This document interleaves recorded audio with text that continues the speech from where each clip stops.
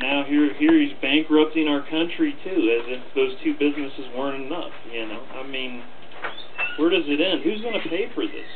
If it causes our whole country, our economy to crash and everything like that, are you still going to consider him the greatest president that was ever here? I mean, where do you take your faith away and just start looking at the facts?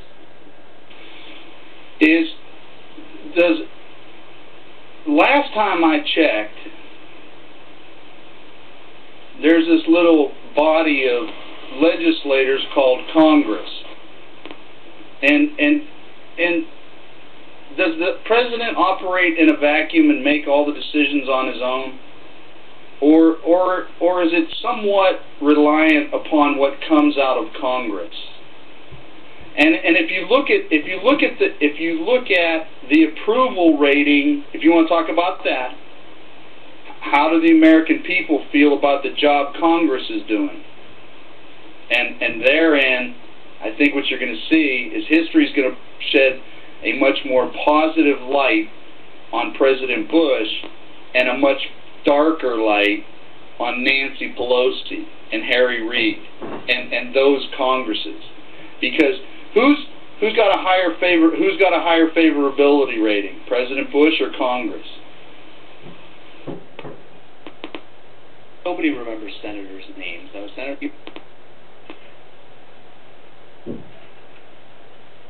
Presidents.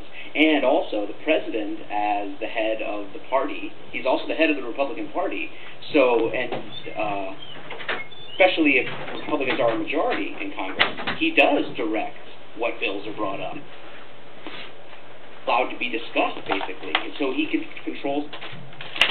The president is more influential than just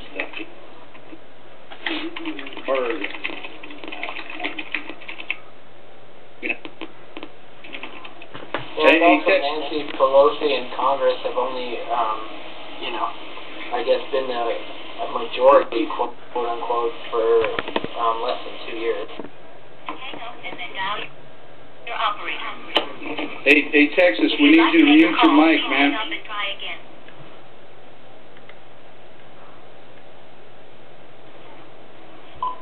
Hey, Texas, we need you to mute your mic, man.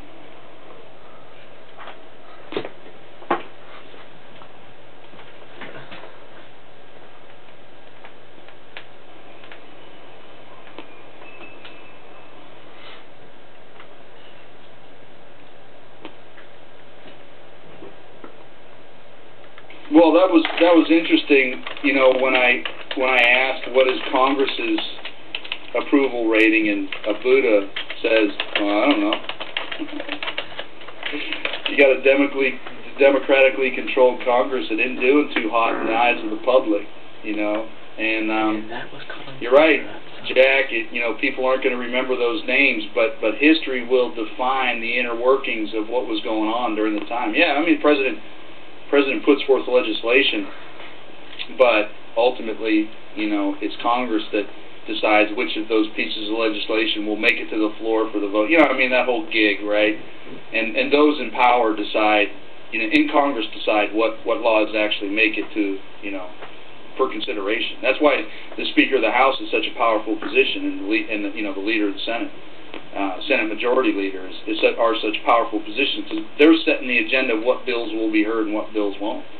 And I think that's why I say a lot of the negative light, that is right now focused on President Bush, is going to be like, wait a minute, I think these guys had something to do. It's going to be refocused. That's just my opinion, man. That's what I believe, and we could talk about it all day long. You know what I'm saying? But we're not going to know for years.